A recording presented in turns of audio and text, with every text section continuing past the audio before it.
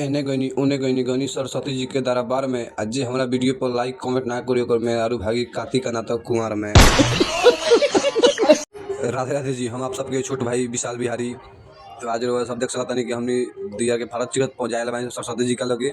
तो हम सोचनी है कि लोगों सबके देखे चाहिए तो देख लो हमने के गाँव के दियरा हवे आई देख लो हई आगा दिन बारे बना करिया इनकर जीफ बिया ऐश्वर्या इनकर यही मुश्किल पता कत जन के सुस्किया जाला।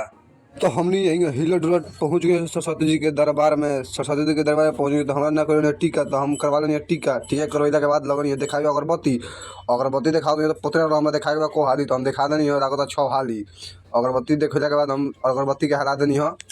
हल्ला के बाद प्रणाम उड़ाम कह के और बाद चल दिया सबनी खाए खाते मिठाई। तो लगनी है सबनी खाए मिठाई तो हव कहते ना कि मिठाई खटाई बुझाते नहीं खे कैसे कि खाता है बैर। तो मिठाई हमने लागल हुए बहुत अच्छा। तो अगला वीडियो देखेगा तो लाइक फॉलो कमेंट करम पक्का।